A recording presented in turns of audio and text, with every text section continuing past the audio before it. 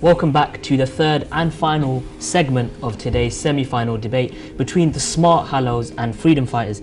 Today's statement is police should be allowed to carry weapons, and we have the smart hallows who are debating against it, and we have the freedom fighters who are debating for it. So we've already had a very action-packed first two segments of the programme. That is the speech round and the actual debate round, and now we are here in the third and final round, which is the judges' question round.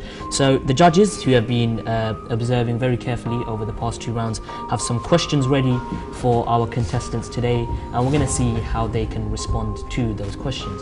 So without further ado, I'm going to get into it, and I'm going to pick a judge to give a question. So I'm going to come to Mahmood. I'm going to come to you first. Do you have a question for any team? Yeah, I have a question for the freedom fighters. Do you not think allowing policemen to carry, or policemen to carry a gun, would that increase society's tolerance to guns? So basically, you know, more crimes will be committed with guns, and society's kind of tolerance and opinion on guns will be more laid back in general. Okay, so freedom fighters, would you have a response for Mahmood's question? I actually find it a bit stupid to suggest that there'll be, sorry, no offense, to suggest that like more people will carry guns if police do. In fact, Britain has decreased the training of carrying weapons like firearms, but turns out there had been the gun crime haven't decreased at all. So in the end, you're just risking life. Okay, sure, you can continue. You said that it would increase the tolerance of guns. However, I do think that before we actually say that policemen and women can have guns, there should be certain laws or advertisings that are going out so that people are aware of this. I think that if there's this thing called the HM Customs and Excise that where people monitor the borders and control the products that are coming in and out of the country. So if guns and things were coming in, then we could stop them earlier on before guns are actually used. So that means there's less guns overall that aren't by the police officers. Also, there's this thing called the gun amnesty, and that's when the government actually allow illegal guns, so people that have illegal guns, to hand them over without any questions being asked. So that just means that more and more people within the public can give their guns back to the government, and nothing will be harmed.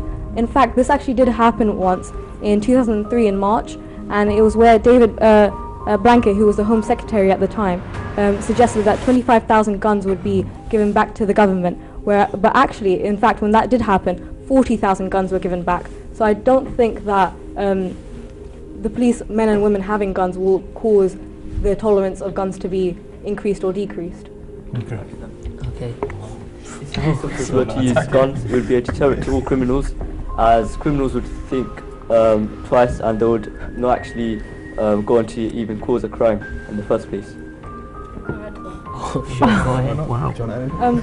I'm sorry, but I do think that if policemen and women did have guns, it would actually scare the lower threat level criminals. So for example, if there was a robbery and someone was trying to get away, if they did have a gun, maybe not necessarily lethal, or it could be non-lethal as well, they would still have that sense of fear within them, and that could reduce the crime rate.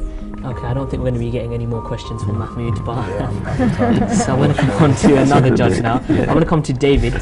Do you have a question for either team, preferably the smart hallows? Right, yes. My question for the smart hallows is,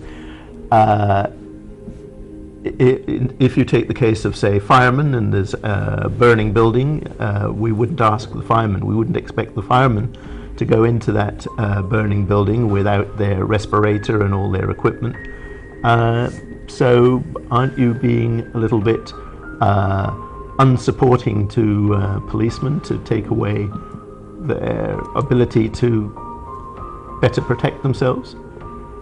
Well, if you think about it, a fireman kind of needs to have that protection from a burning house.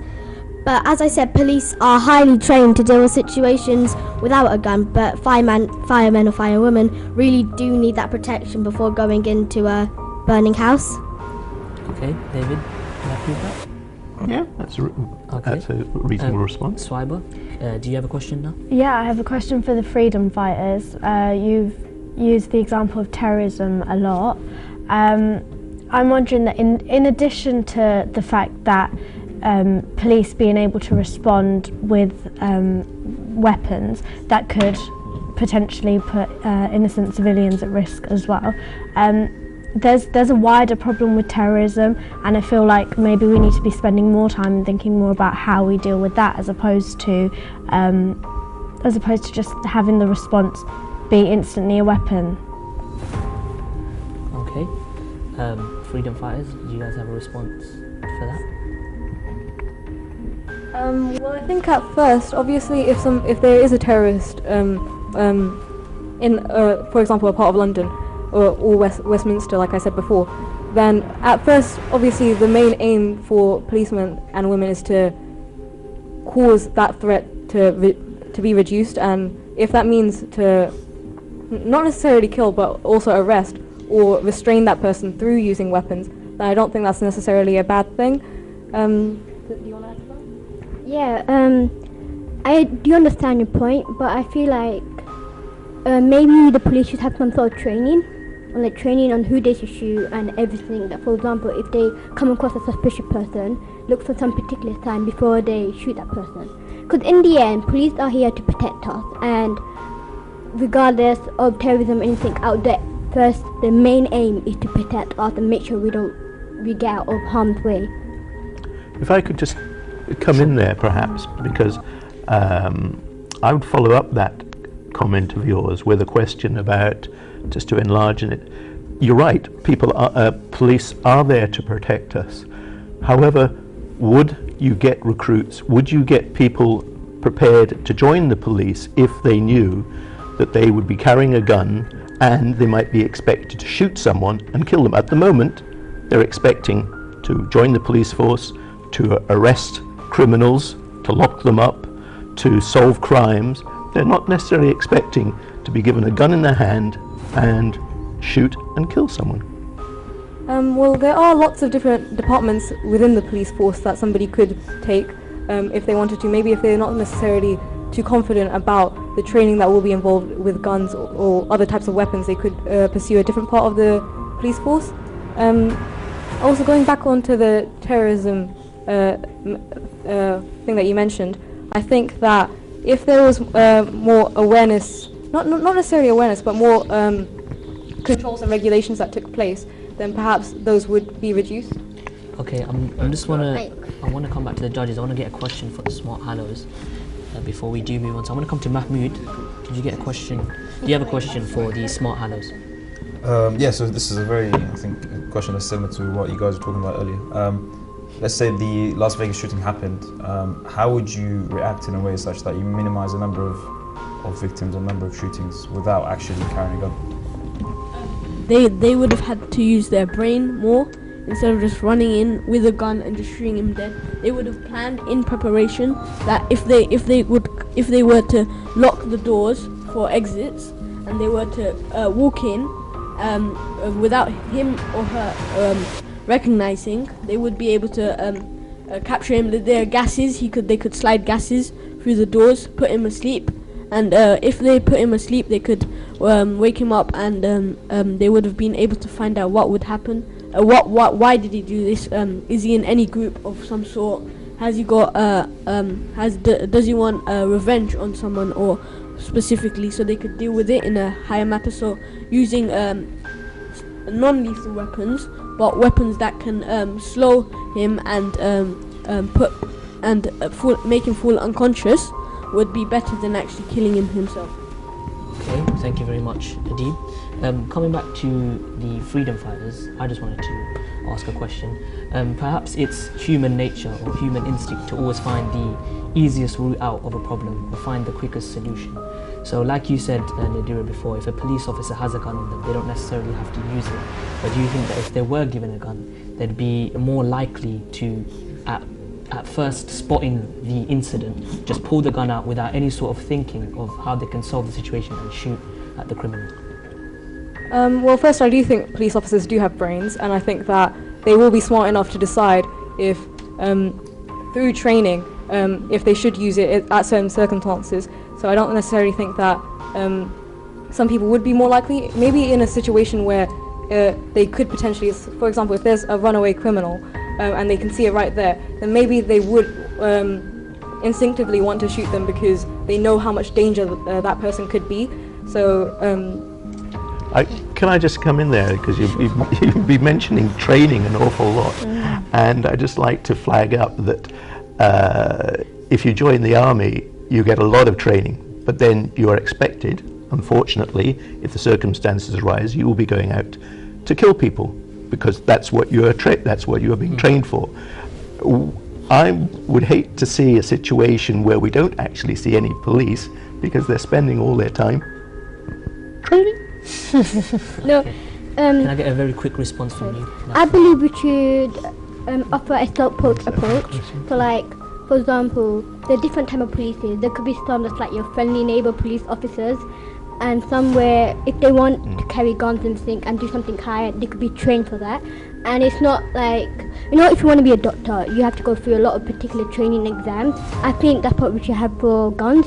So if you want a gun and you want to carry and kill people, like, I think not only should have training, but you should do exams and like that. So it's not just a random person that will have a gun and they won't kill innocent people because they're being trained in that way. But we will also have like normal police officers that will. All right, I'm going to have to call an end to that response there. David, did you have a question for us? Yes, just a question, a quick response from you because it was, we were told by Smart Hallows that 80% of the police officers, the police federation, within the police federation, were against carrying the guns. And whilst the panel appreciate, yes, it was Ikra, and whilst the panel appreciate the use of statistics and everything, without the information as to why they are against guns, that's a bit of a meaningless statistic. Can you tell us, can you enlighten us as to why they were against carrying guns? Well, they might not want to be accused of accidentally killing someone. Also, they might not feel comfortable with holding a gun. So I feel like it's important to feel comfortable with holding a gun, because you wouldn't want to be forced into something and not feel comfortable with it. Okay, thank you very much. I will have to call an end to the third and final phase there. We've saw some very good responses coming from the contestants and some very tough questions from the judges. But now we're going to finally come to the last bit, which is the actual results, the results time. So I want to ask the judges to discuss and pick two things: the winning team via the post-it note system and the best speaker award. So I'm going to ask the judges to very, very quickly discuss with each other who they thought the best speaker for today's debate was, and each write down on your post-it note the winning team, fold it up, put it into the box and pass it on to me, and I will announce the winner. We had a very, very enjoyable debate today from Team Smart Hallows and the Freedom Fighters, based around the statement police should be allowed to carry weapons. Just a final reminder, Smart Hallows were against and Freedom Fighters were debating for. All 6 contestants spoke very well today and gave some very good points, and so it could be any one of these 6 who win the best speaker award. They don't necessarily have to be from the winning team. But right now the judges are deciding who the best speaker was, and they're also in a new system which was introduced in the quarterfinals, I believe. They each have their own post-it note and they can write anonymous from the other judges who they thought the winning team was, and they put it into the box. And we'll find out which team is actually heading on into the final of Perspective. So yeah, it's a very, very tough decision from the judges today, but we'll see what they come up with. So it looks like they've all made their vote. Judges, can I now ask you guys one of you guys to announce who the best speaker for today's debate was? And since David seems very happy, can you please announce who the best speaker was? That's been passed over to me by default, I think. So, yes, thank you very much, both teams, for a good debate. Lots of impassioned speaking and everything. We felt as a panel that the best presenter, the best speaker today was Adib. Okay, so can we get a round of applause for Adib? Congratulations, Adib, you are today's best speaker in a semi-final debate, so congratulations to you. And now finally the big result. The judges, or David's going to help me announce which team won today's debate and which team, whether it's Smart Hallows or Freedom Fighters, will be heading over to the final of Perspective. So high stakes here. So the first vote from a judge goes to the Smart Hallows. So there's the first vote. The second vote goes to